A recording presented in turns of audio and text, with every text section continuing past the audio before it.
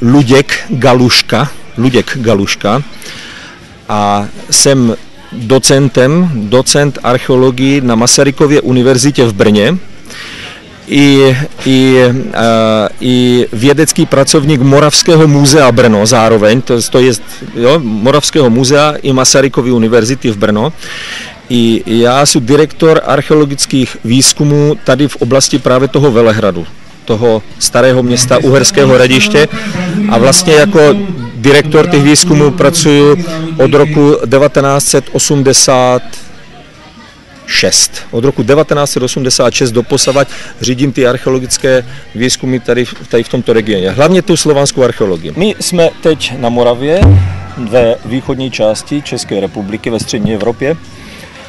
Morava je velice staré historické území, protože z hlediska osídlení našimi slovanskými předky, tak sem Slované přišli už někdy na začátku 6. století nebo v první polovině 6. století a zakládali tady sídliště. Jedno z takových starých slovanských sídlišť je jenom tady kousíček od nás u Ostrožské Nové Vsi. My jsme tedy v oblasti Uherského Hradiště a Starého Města. To znamená v místech, kde pár kilometrů odsud se nachází také Velehrad jako známý klášter. Takže ti Slované tady zakládali si svá sídliště, jedno z nich bylo jenom tady kousek od nás, tedy v tom 6. 7. století. V 7. století se tady potom rozkládala Sámova říše Slovanů, která byla nazvána podle kupce Sáma. Tento kupec pocházel z kraje Senonského, pravděpodobně z oblasti dnešní Belgie, Francie. A pravděpodobně jsem přišel jsem pravděpodobně za obchodem, ale zároveň víme, že tady zůstal, tady ve střední Evropě, a založil tu takové jakési pseudokrálovství. A to království jeho říše se nacházela vlastně v celé této v tomto středoevropském prostoru. Byla namířená proti rozpínavosti Avarů. Avaři, to bylo sdružení takových nomádských kočovných kmenů, ty přišli do oblasti severní části Balkánského poloostrova zhruba po polovině 6. století a vytvořili na území dnešního Maďarska poměrně rozsáhlý útvar, kterému říkáme kaganát. No a často docházeli tady tito Avaři, nomádi, do styku s těmi Slovany, kteří byli umístěni tady severně od Dunaje. Ta historie šla potom asi tím způsobem, že někdy na přelomu 8. a 9. století ten avarský kaganát přestal existovat. Přestal existovat proto, že ho zlikvidoval franský panovník, franský král a císař pozdější, který se jmenoval Karel Veliký. Tento Karel Veliký podnikl v letech 791 až 800 zhruba 3 velké výpravy proti Avarům a zlikvidoval moc Avarů v oblasti střední Evropy. A je dost pravděpodobné, že těch výprav se účastnili i příslušníci těch slovanských kmenů, které sídlili tedy v této oblasti. Já se osobně domnívám, že z těchto výprav, tak trochu loupeživých, si ti místní Slované přivezli zlato, které uloupili u Avarů, a tak se tady na přelomu 8. a 9. století objevilo zlato. V tomto období na přelomu 8. a 9. století už tady pravděpodobně existovala u těchto Slovanů naddunajských 2 knížectví. Jedno knížectví, my mu říkáme Staromoravské knížectví nebo Stará Morava, se nacházelo právě tady v tomto prostoru, to znamená v povodí řeky Moravy, v povodí řeky Morava, a její centra byla v oblasti dnešních Mikulčic u Hodonína, tady asi 30 km odsud, a druhé se nacházelo tady 5 km od nás v místech dnešního Starého Města a Uherského Hradiště, tam v těch místech. To je tak, že v tomto období byli Slované ještě pohani. Moravští Slované, Moravané byli ještě pohani, to znamená, už sice došli do kontaktu s křesťanstvím, ale ještě pořád měli to svoje původní tradiční takzvané pohanské náboženství. Ale právě někdy na přelomu 8. a 9. století podle písemných zpráv víme, že se sešel synodus, křesťanský synodus někde v Podunají, kterého se účastnil i patriarcha z Aquileji, a také biskupové ze Salzburgu a později z Pasova. A tam se oni domluvili, že budou christianizovat tady ty naddunajské Slovany, tedy ty Slovany, kteří žili třeba na území dnešního Slovenska nebo na území Moravy a z části i Čech. Je ale velice pravděpodobné, že ti Moravané, kteří tady žili, už předtím se seznamovali s křesťanstvím a že už tehdy pozývali k sobě kněží, kněze, zejména z té oblasti pasovské, a že postupně přicházeli na křesťanství. Postupně, ale ne všichni. Jo? Takže můžeme říct, že první křesťané se u nás prokazatelně objevují na tom přelomu 8. a 9. století. Přelomu 8. a 9. století. Jednak je vysílali biskupství z oblasti dnešního Bavorska a biskupové nebo patriarchové z Aquileje a z Grada ze severu. A jednak sem přicházeli také na pozvání těch místních knížat, místních velmožů, kteří přistupovali na křesťanství. Víme to proto, že v roce 862 napsal tehdy moravský kníže, který se jmenoval Rostislav, napsal dopis byzantskému panovníkovi Michailu III. A v tom dopisu je zmínka o tom, kde on píše, cituji, naše země je pokřtěna, jsou u nás různí kněží z Bavor, Vlach a Němec. Bavory, to je jasné, Německo, Vlachy, severní Itálie a Němec, to je Pasovsko a tady ta oblast Března a tak dále. No, takže je velice pravděpodobné, že v průběhu první poloviny 9. století tady na tomto území se začínají objevovat ty první ideje křesťanství a první kostely, první zděné kostely, i dřevěné kostely. Z hlediska písemných zpráv my víme ještě jednu věc, sice z pozdější zprávy, z pozdějšího psaní datovaného až k polovině 9. století, ale tam se praví, že k roku 831 biskup z Pasova Regin Har pokřtil všechny Moravany. To je přehnané.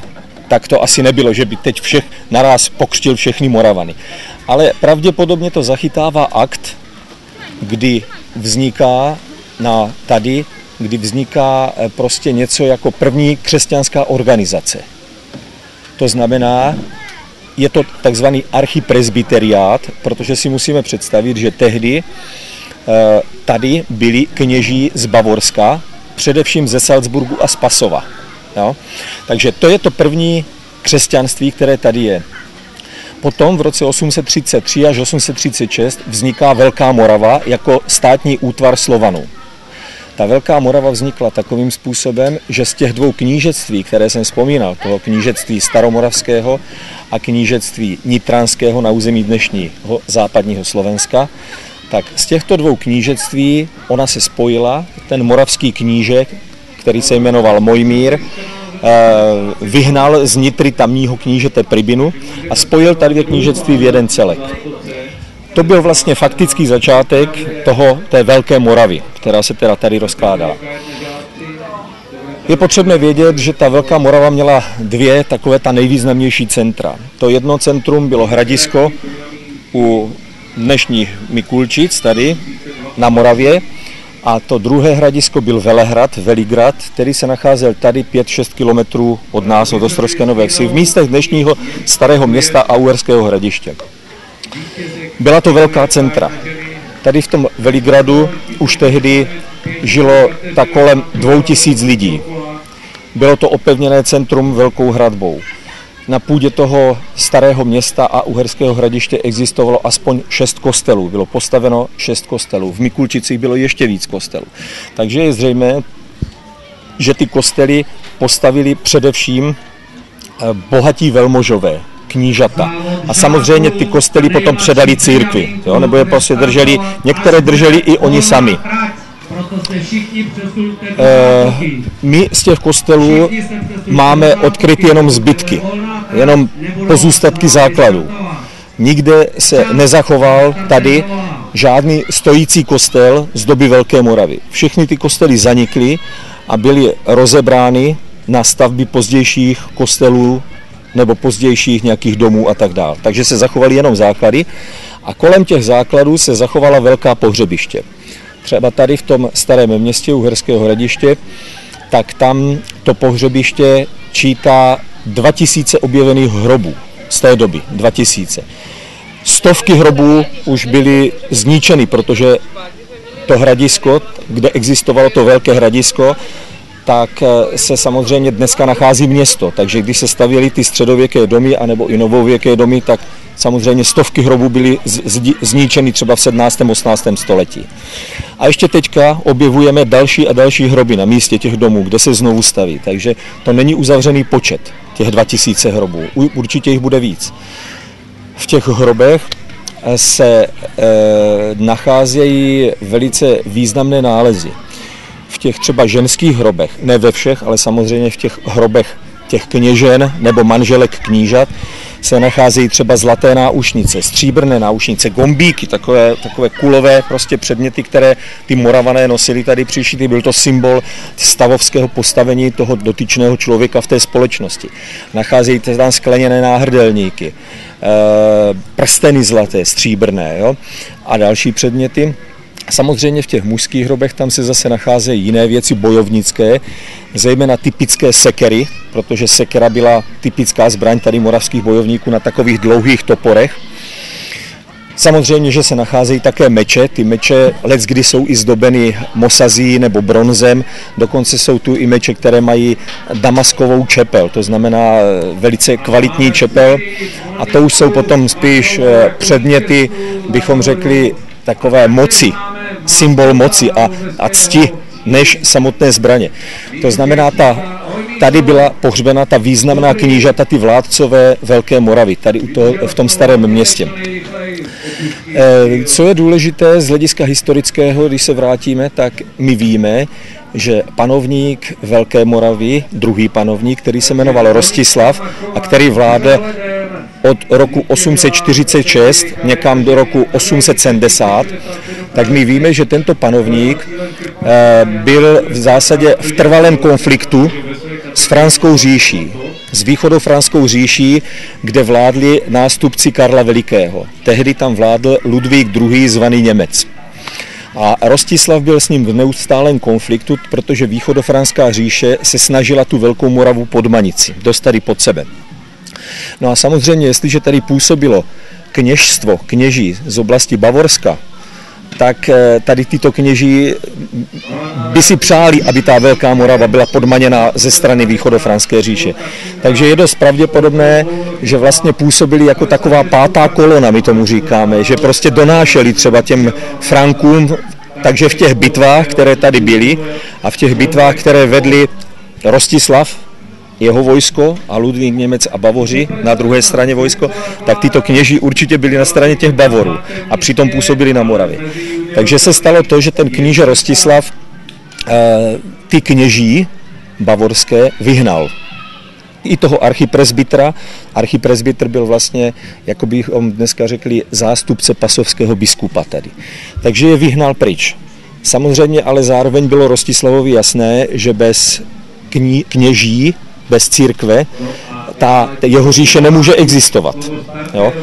Takže je zřejmé, že se nejprve obrátil na římského papeže, aby on poslal na Moravu biskupy, kteří by se tady postavili do čela té organizace. Římský papež evidentně nevyhověl, nikoho neposlal. Ono je to logické. Římský papež byl zcela závislý na franském panovníkovi, na tom Ludvíkovi II. Němcovi. A samozřejmě římský papež by se tím pádem dostal do sporu s těmi bavorskými biskupy, zejména z Pasova, ze Salzburgu a tak dále. Takže nevyhověl. Rostislav potom udělal tu věc, že se obrátil s tím též dopisem, z kterého už jsem citoval, tak se obrátil na Byzantskou říši a víme, že v tom dopisu zvacím se praví: pošli nám, vladaři, takového biskupa a kněze, který by nám písmo, tedy Bibli, vysvětlil v našem jazyku, ve slovanském jazyku, a který by také tady zavedl právní poměry, to znamená právo, jurisdikci, který by tu zavedl. No, na základě toho dopisu někdy v druhé polovině roku 863.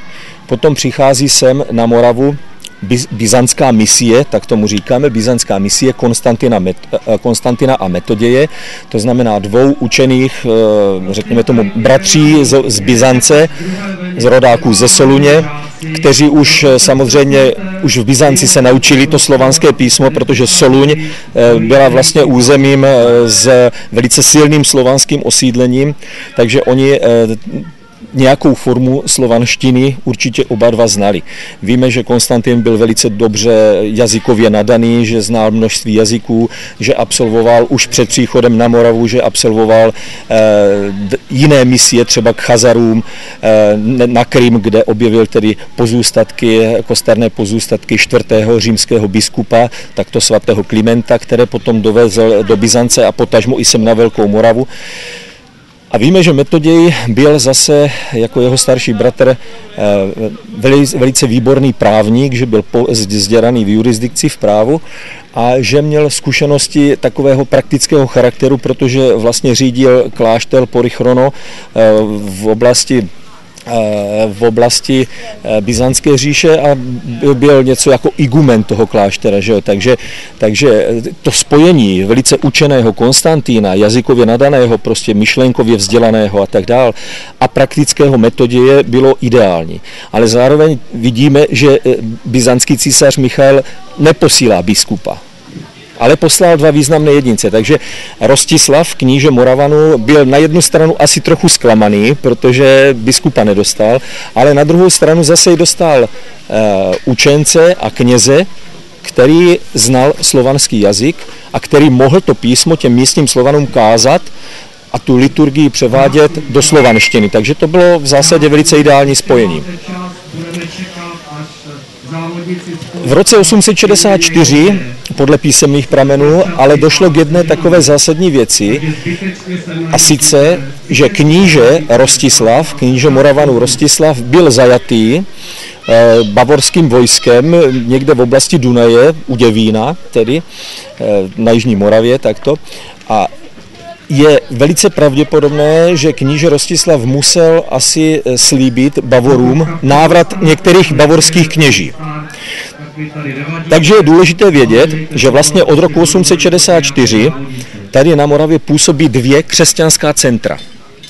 Jedno to centrum křesťanství je, já tomu říkám, centrum byzantsko-slovanské, to je ta strana Konstantina a Metoděje.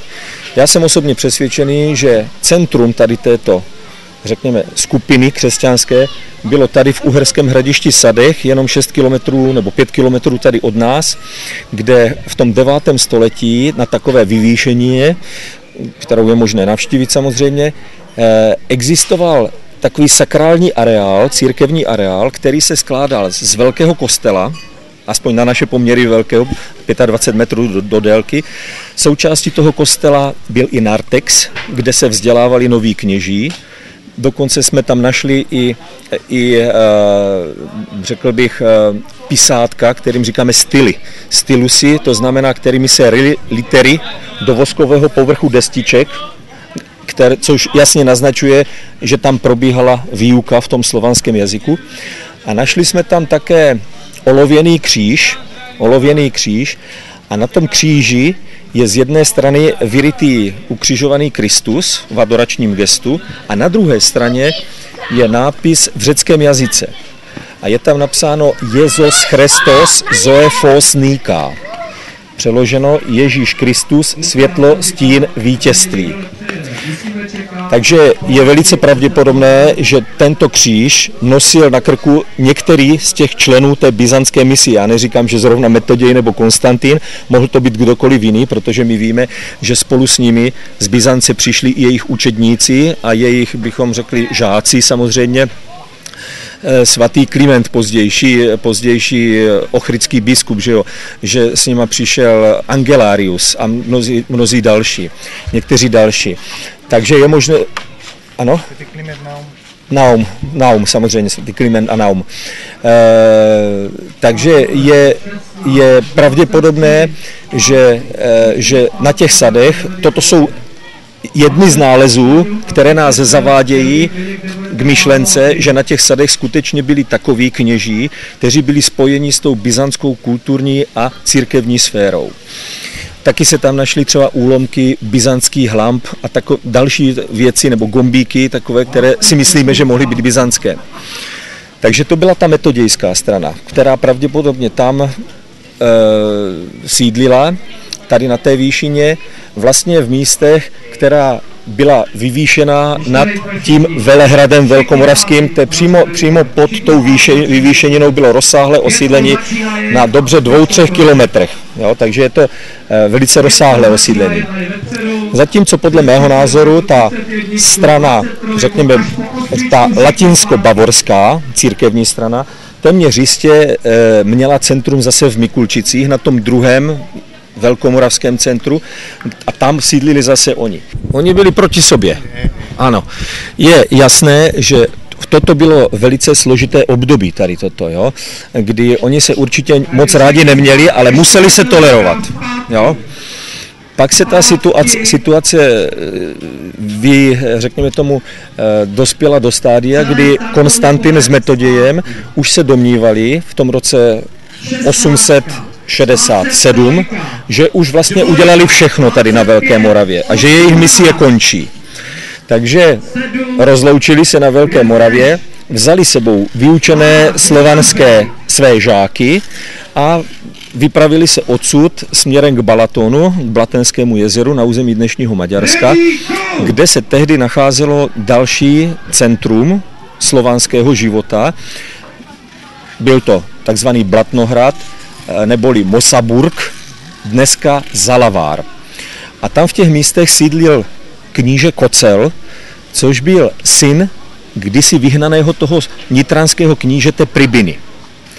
A tento Kocel byl, řekněme, křesťansky nadaný, byl křesťan a přál si, aby Konstantin s Metodějem vyučili i uňho další slovanské žáky.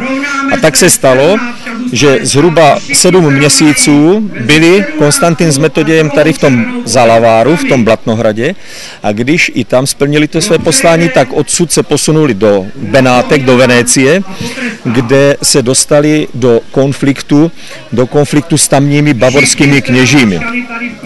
Je zřejmé, že oni dost možná se z těch Benátek chtěli přeplavit do Byzance, zpět do Konstantinopole.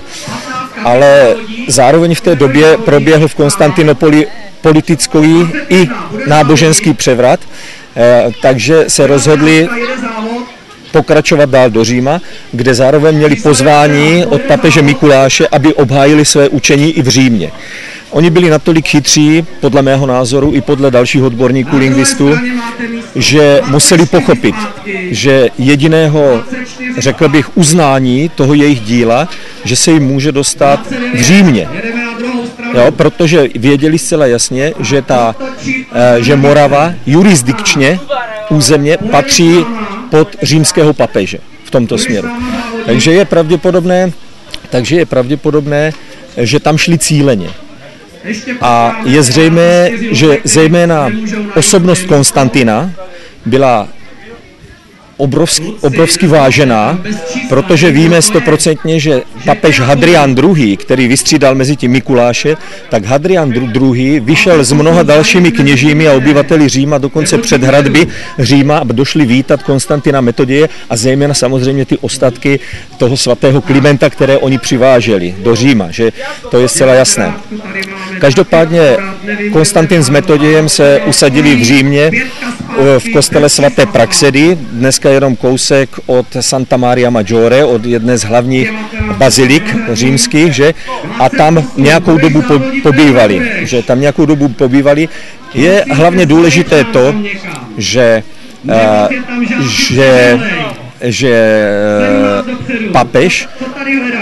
papež přikázal za jejich pobytu, aby ty jejich knihy napsané v tom staroslověnském jazyku, v té abecedě nové, kterou vymyslel Konstantin, která se jmenovala Glagolice nebo Hlaholice, takže to písmo, ty přeložené náboženské texty, položili na oltář v té bazilice, která se tehdy jmenovala U Jesliček, dnes je to ten kostel Santa Maria Maggiore, a biskup z Veletry, biskup Gauderich z Veletry a ještě jeden z biskupů posvětili tady toto dílo Konstantina a Metoděje. Což byl obrovský akt, když si uvědomíte, že vlastně do té doby Bible byla přeložena do národních jazyků jenom do latiny, do řečtiny a do hebrejštiny. A tady ta staroslověnština v tom písmu glagolském byla vlastně čtvrtým jazykem, do něhož byla přeložena Bible. To je fantastický počin svým způsobem. Že jo? No, potom víme, že Konstantin v Římě zemřel v únoru, no a 867, že tam zemřel, no a Metoděj byl společně s těmi žáky papežem vysvěcen na kněze. Posléze se z Metoděj stal biskupem pro panonsko-slovanské země, nebo pro Panonii se sídlem v Sirmiu, že to byl vlastně stolec svatého Andronika v Sirmiu, sirmijským, ale je velice pravděpodobné, že v tom Sirmiu nikdy nebyl. On, jako že by tam měl sídlo. Spíš je velice pravděpodobné, že se snažil dostat zpět na Moravu, anebo k tomu Kocelovi, do toho Blatnohradu. Jenomže Metoděj, mezi tím se na Moravě uskutečnil převrat mocenský a kníže Rostislav, ten vládnoucí, který vlastně pozval Konstantina a Metoděje na Moravu, byl vlastně zajat svým synovcem, který se jmenoval Svatopluk. A tento Svatopluk, který byl v dobrém kontaktu naopak s bavorskou stranou, hlavně se synem Ludvíka II. Němce Karlomanem, vydal Rostislava Bavorům, kteří ho soudili a odsoudili k trestu smrti, ale nakonec ho jenom oslepili a od té doby prostě o Rostislavovi nic nevíme. Každopádně tam ty politické dějiny jsou potom velice složité, protože víme, že nakonec Bavoři zajali i toho Svatopluka, odvezli ho do Německa. Víme, že tady na Moravě začali hospodařit bavorská knížata, kteří se jmenovali Wilhelm a Engilschalk. A víme také to, že tato bavorská knížata zřejmě vládla tady velice tvrdě ten rok, dva, že proti ním tady se zvedlo povstání Slovanů. Jo? Na jejich čele stál Slavomír nebo Slávomar, těch Slovanů moravských, těch Moravanů, a byl to jeden z rodiny Mojmírovců. To znamená, pořád tady vidíme na Moravě, že tu vládu si předávají členové jedné rodiny. Není to otec, syn, vnuk a tak dále. Ale je to vždycky bratranci jsou to. Jo? To znamená, my víme, že první vládce byl Mojmír a tento Mojmír byl strýcem Rostislava. To znamená, byl to syn Mojmírova bratra nebo sestry. A stejně tak Rostislav musel mít bratra a od tohoto bratra byl zase Svatopluk knížetem. Takže tak se stalo, že Svatopluk nakonec byl požádán, aby na čele bavorského vojska z toho zajetí zlikvidoval to povstání na Moravě. Jenomže když se Svatopluk takto dostal na Moravu, tak okamžitě přeběhl k Moravanům a naopak porazil to bavorské vojsko. A tím se stalo, že Svatopluk se stal knížetem, v některých plamenech se mluví o králi, to znamená králem knížetem Moravanů a vládl na té Moravě od roku 871 až do své smrti v roce 894. Jo. Z hlediska náboženského nebo křesťanského se pak stala ta věc, že Metoděj byl zajatý už v roce 870 a byl vlastně odvezen a anektován pravděpodobně do Elvangenu, do Bavorska, což byl klášter, a tam ho soudili bavorští biskupové. Jo? A uvrhli ho do jakési kopky, říká se, do vězení ho uvrhli a Metoděj tam tedy strávil asi 3 roky. Jo? Nakonec Svatopluk a právě už zmíněný Kocel dosáhli toho, že Metoděj byl osvobozen a vrátil se na Moravu. Vrátil se už jako biskup moravský s tím, že víme z písemných pramenů, že Svatopluk mu předal do správy všechny kněze a kostely, kteří sídlili v těch kostelích. Jo? To je doloženo tady toto. Takže je velice pravděpodobné, že to sídlo Metodějovo se znova nacházelo tady na Moravě. Když mu Svatopluk předal všechny kostely v jeho říši, tak to nemohlo být třeba v tom Zalaváru u toho Balatonu nebo někde jinde. Musel mu je předat tady. Já se osobně domnívám, že Metoděj se zase vrátil tady na tu lokalitu u toho Velehradu, u toho dnešního starého města Uherského Hradiště, do těch sadů a tam sídlil dál až do své smrti. Metoděj jedna důležitá věc je, že Metoděj vždycky stál na straně moravského panovníka. To znamená, kryl mu záda z hlediska toho křesťanství, že už tam nebyl ten vztah jako by pasovští bavorští biskupové a moravský panovník, ale už tu byl vztah domácího biskupa Metoděje, který stojí za tím domácím knížetem Svatoplukem. Je ale zase fakt, že ty jejich vztahy asi osobní nebyly dobré, jo? Protože Metoděj byl, řekněme tomu, ortodoxní katolík, když to tak nazvu, ortodoxní byzantský kněz, zatímco ten Svatopluk byl přeci jenom ještě takový, bychom řekli, takový polobarbarský vládce. Jo? On navenek měl tu moc, měl zlato, měl obrovské vojsko, měl 5000 jízdních bojovníků, obchodoval s Byzancí, s Benátkami, s Franskou říší a já nevím s kým vším. V těch hrobech, které tady objevujeme, se třeba objevuje hedvábí, evidentně čínského původu až, jo? Nebo se tu objevuje jantar od Baltického moře, nebo jsou tu nálezy ze Středomoří, jo? Jako včetně třeba mušlí, jo? Jako ostránky jaderské, které nosili jako co by náhrdelník a tak dále. Takže ty kontakty tady byly, ale z hlediska toho chování on byl prostě klasický raně středověký panovník, který měl rád hostiny, který měl rád ženy a raději 2 než 3 než jenom 1 a tak dále. Takže víme, že Metoděj v tomto směru osobním s tím Svatoplukem asi nevždycky souhlasil. Ale zase na druhou stranu víme, že Svatopluk, když se snažil rozšiřovat tu Velkou Moravu, třeba do oblasti dnešního Polska, tak víme, že nejprve tam, protože v Polsku tehdy byli pohani, tam křesťanství ještě nebylo, v oblasti dnešní Visly, Krakova. Takže vždycky nejprve tam existovala jakási výzva. Přijměte křesťanství, přijměte ho dobrovolně, když ho přijmete dobrovolně, my vás neobsadíme. A to se nestalo. Tak potom tam ten Svatopluk vtrhl i s tím Metodějem a nechal pokřtít toho tamního pohanského vládce polského u té Vyšlice, v tom Krakově. A to samé třeba udělal v Čechách. To samé. Svatopluk v roce 883-884 obsadil Čechy, Bohémii dnešní, oblast Prahy, jo? Vybral si tam Přemyslovce, jako z rodu knížete, z rodu Přemyslovců, Bořivoje, a vlastně tím dal založit pozdější české dynastii Přemyslovců. Jo, se raně středověkých vládců Moravy vlastně až do toho 15. století. Že jo. 14. století, až do 14. století, kdy Přemyslovci vymřeli. A zase to udělal tak. Zase toho Bořivoje nechal tady na Velehradě pokřtít a pokřtil ho Metoděj. Takže to byl přímý takový panovnický vztah, kdy Svatopluk byl kmotrem toho Bořivoje, českého knížete, a Metoděj ho pokřtil. Ano. Takže v tomto směru si oni samozřejmě rozuměli, v takových těch jiných směrech už moc ne, protože třeba víme, že Metoděj napsal dílo, které se jmenuje něco jako Přikázání vladařům. Jo? To znamená, jak by se měli vladaři chovat, jak by měli vládnout. Taky napsal přikázání otcům, jak by měli se chovat knížata ke svým podřízeným a tak dále. Kromě toho ale samozřejmě Metoděj také dopřekládal další části písma, asi v roce 882 dopřekládal. Mluví se dokonce o tom, že tak učinil za pomoci rychlopisců během snad nějakých 7-8 měsíců, že dopřekládal celou Bibli. Jo?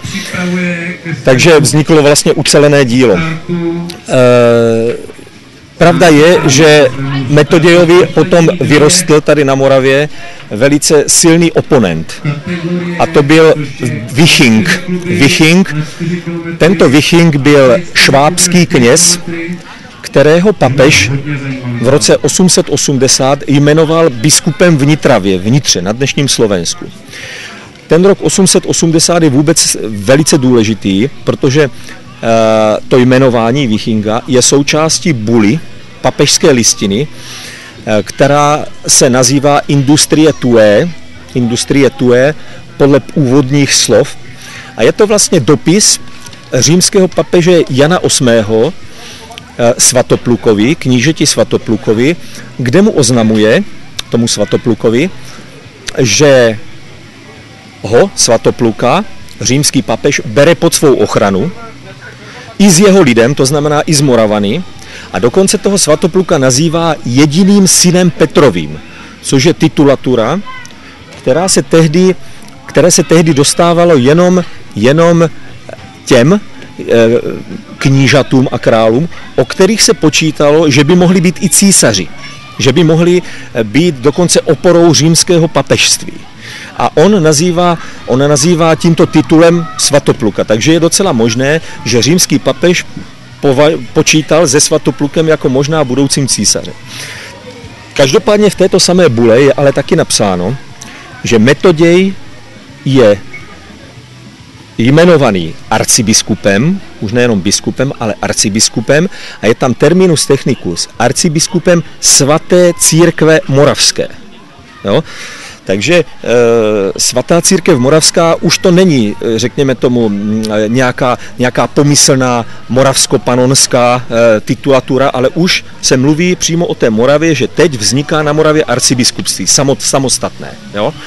Aspoň my to takto chápeme, že prostě od toho roku 880 můžeme datovat vznik samostatného arcibiskupství moravského. A Glagolica tu byla. Glagolica tu byla. Jak dlouho? Kolik roků? Jo? Kolik roků? No, to je problém. Asi ne moc dlouho. Jo? Já to dopovím, jenom tady toto řeknu tak, že vlastně Metoděj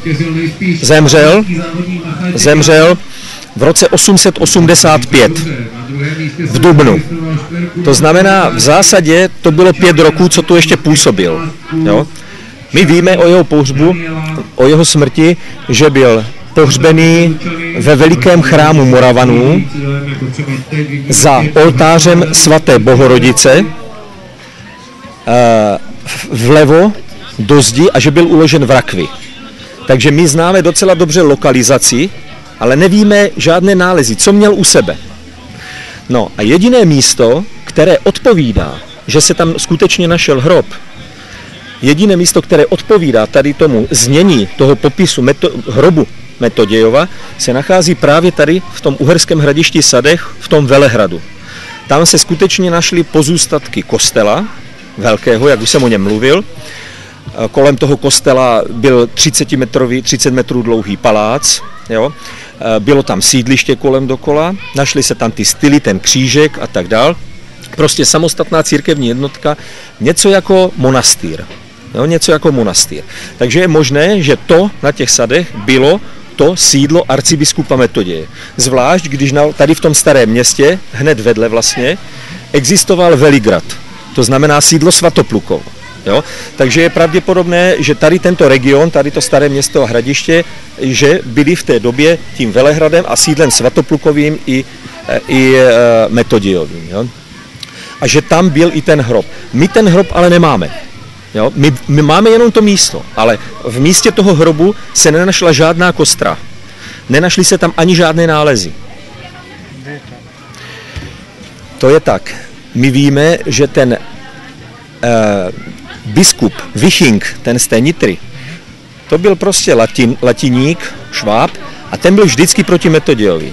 A on na Metodějovi donášel do Říma, že je to heretik, že špatně káže, že káže první ve slovanském jazyku a teprve potom v latině.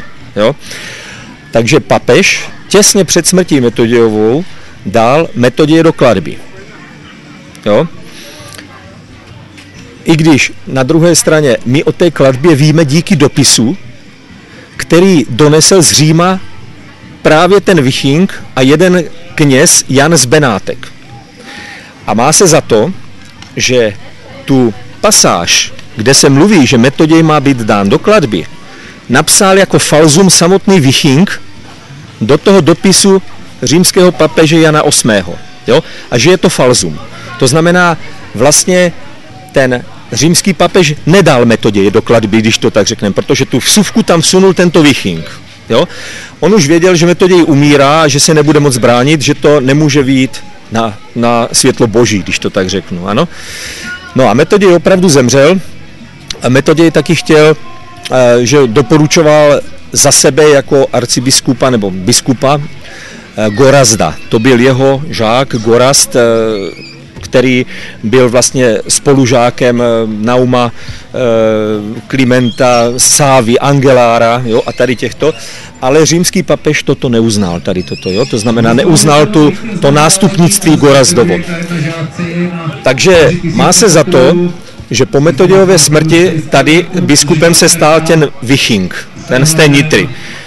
Ale nikde se nezachovala jeho titulatura arcibiskupem svaté církve moravské. Nikdy. On byl vždycky jenom nitranský biskup. Jo? Ale asi pravděpodobně měl za sebou toho knížete Svatopluka, protože byl asi takový volnější k těm svatoplukovým některým takovým excesům. Jo? Každopádně od úmrtí Metoděje se potom tady ta svatá církev moravská ocitla bez svého arcibiskupa. Jo? A tato situace trvala až do roku 900. Až do roku 900. To už mezi tím umřel i Svatopluk. Jo? A na jeho místo nastoupil jeho starší syn a ten se jmenoval Mojmír II. A tento Mojmír II, buď on, nebo ještě Svatopluk před svou smrtí, požádali Řím o nového arcibiskupa. Ale ten římský papež až roku 900 vyslal na Moravu arcibiskupa Benedikta a 2 biskupy. A tito 2, tento arcibiskup na Moravě ordinoval nové 4 biskupy. To znamená paradoxně to, co se nepodařilo Konstantinovi a Metodějovi, aby byla samostatná církevní organizace, kde by její předáci, to znamená arcibiskupové, mohli jmenovat své vlastní další biskupy, tak to se vlastně paradoxně podařilo v roce 900, kdy na Moravě naráz působili 4 biskupové, z nich jeden ve funkci arcibiskupa. Jenomže bohužel, samozřejmě to už bylo, už nevíme 100%, do jaké míry tady působila ta glagolice a ta staroslověnština, protože přišli z Říma. To znamená, těžko by znali tu glagolici a staroslověnštinu asi. Jo? Zas na druhou stranu je pravda, že podle jednoho významného písemného pramene, kterým byl Život Metoděje, to je spis, který napsal některý z blízkých žáků Metodějových, tak v tomto písemném prameni, v tomto velkém díle se mluví o tom, že Metodějovi žáci byli po jeho smrti, byli jednak zajati, někteří byli zajati a prodáni do otroctví, do Benátek, kde je vykoupil ale něco jako velvyslanec byzantského císaře. Jiní odešli sami, jak třeba Naum nebo Kliment a někteří další, že odešli buď k Bulharům, že do Preslavy, kde se stali biskupy, anebo odešli do oblasti Ochridského jezera, do tamního velkého centra, kde potom působili dál a vlastně rozvíjeli tu cyrilometodějskou myšlenku a kde vzniklo velké raně křesťanské centrum toho 10. století, že, kde nakonec působil i Naum, že, který tam potom napsal o písmenech, ten traktát o písmenech, kde se také mluví o roli Konstantina Metoděje, o tom, protože byl to jeden z jejich žáků. Že. Takže ta glagolice zřejmě na té Moravě neměla tak dlouhého potom už působení. Na druhou stranu je fakt, že zase se vytvořilo tady, že se vytvořila ta druhotná centra žáků Metodějových, o kterých jsem mluvil, a že potom v druhé polovině 10. a v 11. století, je to zajímavé, vzniklo centrum, glagolské centrum, staroslověnské centrum v klášteře Sázava v Čechách. Jo? A v tomto sázavském klášteře ty mniši zase udržovali ten staroslovanský, ten staroslověnský a hlaholský úzus, řekněme, nějakou dobu, že tam vzniklo další pokračování, akorát my bezpečně nevíme 100%, jestli tam přešli na tu sázavu někteří ty kněží z Velké Moravy a tam pokračovali a vyučovali dál, nebo jestli je to druhotné centrum, to znamená, že by třeba jeden náš historik, už zemřelý Dušan Třeštík, předpokládal, že vlastně na sázavu došli kněží z oblasti Ochrydu zpětně, jo? A že tam to já si to nemyslím a většina archeologů, historiků si toto nemyslí, protože tam nebyl důvod, že by z Ochryd vysílal misi do českého státu, kde už bylo křesťanství. Spíš to vypadá tak, že tady z té Moravy, z tohoto centra přešla část těch žáků na tu sázavu, chvilku tam to udržovali a pak vyučili novou generaci těch kněží a mnichů a ty pokračovali nějakou dobu v jejich díle. Samozřejmě, když už mluvíme o tom Konstantinovi a Metodiovi, tak samozřejmě ta jejich role, ta jejich misie, to jejich dílo tady neupadlo v zapomenutí. Jo, tady. Je zajímavé, že hodně se na ně třeba odkazovali panovníci, přemyslovští panovníci čeští, třeba Přemysl Otakar II., král železný a zlatý, který vlastně kolem poloviny 13. století znovu oživoval, jo, to cyrilometodějství. Karel IV., další císař římské svaté říše římské, že Lucemburg v pražském trůnu, ten taktéž. Koliko se naođa originální dokumenty od Metodiose? My téměř žádné nemáme. Není skoro vůbec nic. Drtivá většina jsou přepisy. Pozdější přepisy třeba z 11., z 12., ale i 13., 14. století. Takže máme takzvané pražské zlomky, což by měl být text z přelomu 9. a 10. století, který by měl být částí liturgie, který vznikl možná v Praze, možná tady. Potom kyjevské zlomky, že to jsou útržky prostě liturgických textů, které se datují do doby Velké Moravy. Originály. A ty existují. Ne. Všechno to ostatní, které pojednává jednak o jejich díle, nebo jejich díla jsou dál známa jenom z přepisů, z pozdějších přepisů, nebo ta díla, které vyprávějí o nich, už vzpomenuté ty velké skladby ve staroslověnštině napsané, teda ve staroslověnštině tím hlaholským jazykem, to znamená Žičie Mefodia, Žičie Konstantína, to jsou vlastně, řekli bychom, hagiografické prameny, které vlastně zachycují životní osudy Konstantína od jeho narození až do jeho smrti v Římě. A autorem tady toho Žičie Konstantína je někdo z velice blízkého jeho okolí, který psal pravděpodobně přímo pod vedením Metoděje. Ještě na Velké Moravě, ten život Konstantína. Jo? A pak je tu ten život Metoděje, Žičie Mefodia, což je jakoby navazovalo, ale z části jsou tam zaznamenány i Metodějovi osudy ještě z doby, kdy byli v Byzanci, kdy žil Konstantin, ale ve velice krátké podobě. A naopak ten, kdo napsal ten život Mefodia, ten se naopak zas víc rozepisuje o tom, co bylo po smrti Konstantína až do konce života Metodějova. Takže oni se ty dva prameny doplňují. To jsou velké spisy, ale bohužel zachovali se i ve světě, se zachovali až z toho pozdějšího období, kdy, pokud si vzpomínám, tak jeden z nejstarších přepisů třeba toho života Metodějova se našel v klášteře Chylandar, což je starosrbský klášter na Svaté hoře Athos. Jo, a tam v knihovně chylandarské se nachází, myslím, že druhý nejstarší přepis z nějakého 13. století, tuším ze 13. nebo ze 14. století, právě toho života Metodějova. Jo. No a samozřejmě jsou tu ještě další prameny, které jsou různě rozstrkány, bychom řekli, nebo deponovány v různých místech světa. Třeba v v klášteře svaté Kateřiny na hoře Sinaj se nachází přepis čtvera evangelia, přepis do staroslověnštiny v hlaholice, doplněný o hlaholiku, který je ale také z 11. století.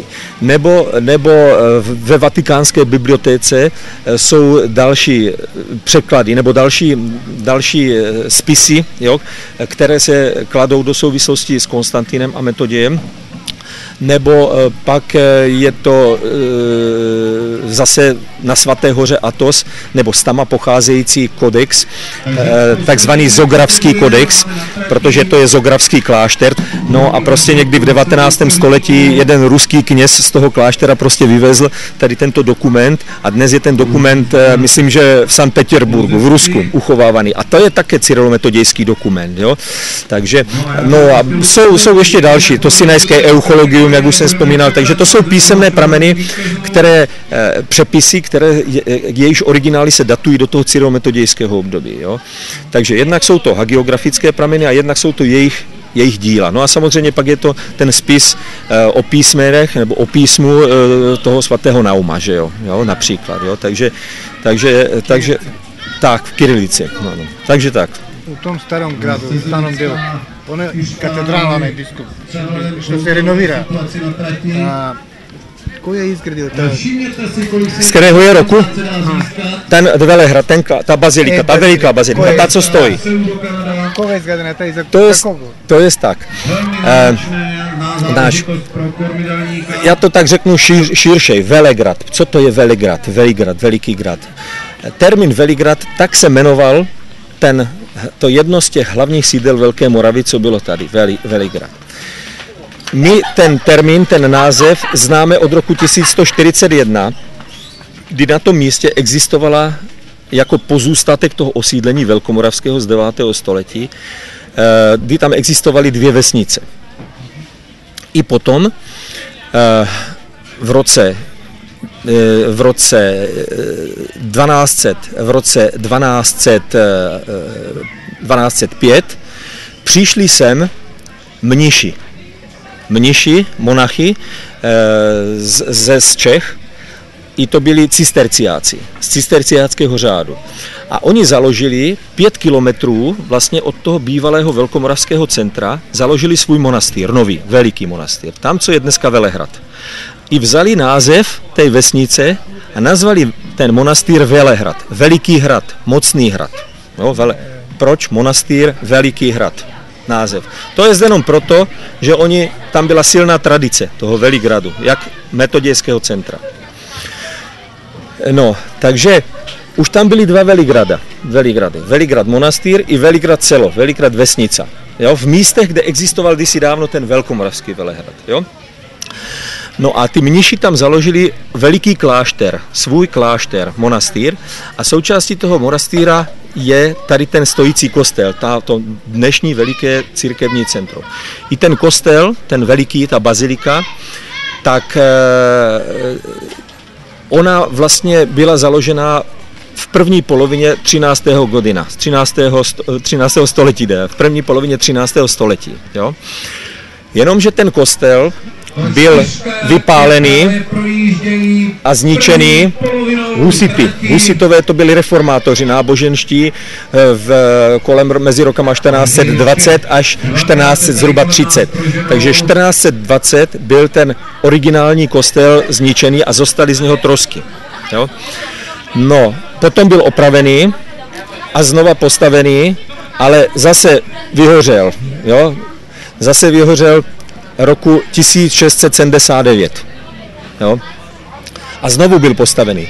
Takže to, co dneska vidíš tam na Velehradě, tak převážná většina je z toho období gotiky, z toho období gotického, jo, to trojlodí vlastně té baziliky, to trojlodí, tak to je gotické období, to znamená, to je to 13. století, ale celý interiér kostela je už barokní styl a to je to 17. století. Jo? Takže třeba ty věže velké, co jsou tam, ty jsou barokní, to je 17. století. Ale ta bazilika, ten tvar, to je samozřejmě raná gotika až románský sloh A celý východní uzávěr, apsida, kněžiště a to je originální z první poloviny 13. století. Takže ten kostel, vlastně dneska je to hlavní, bychom řekli, náboženské církevní centrum Moravy, spojené s Cyrilem a Metodiem. Ale je fakt, že zase asi půl kilometru od toho Velehradu stál v době Velké Moravy malý kostel a bylo tam sídliště. Já nevím, jestli jste tam byli, ale tam shodou okolností dnes je to na katastru obce Modrá, hned vedle Velehradu. Je tam Open Air Museum, to znamená archeologické muzeum v přírodě a je tam rekonstrukce celého vlastně slovanského sídliště. A jeho součástí jsou i repliky staveb vlastně z 9. století. To je v podstatě moje dílo. Jo? Já jsem to tak nějak vymyslel, celé tady toto, a starosta z Modrého Velehradu to zase realizoval finančně. Takže když byste měli čas, tak určitě stojí za to navštívit tady tu oblast toho starého města Modré a Uherského Hradiště, protože na těch místech těch originálních nálezů jsou ponechány památníky, jsou tam výstavy, kde člověk se může seznámit s těmi dějinami Velké Moravy, jednak s těma originálníma nálezama, kde se nacházely opravdu ty kostely, a jednak samozřejmě si může třeba zkusit i žít v tom archeologickém skanzenu, si může zkusit žít třeba s 200-300 lidmi, kteří se u nás zabývají, my tomu říkáme oživlá historie. To znamená, ty lidé žijí, jak se žilo v tom 9. století, vaří si, jak se vařilo v 9. století, samozřejmě bojují, jak se bojovalo v 9. století a vlastně předvádějí těm návštěvníkům ten život na Velké Moravě. Takže si myslím, že z hlediska toho i třeba pro Makedonce a pro další lidi stojí za to se tady podívat.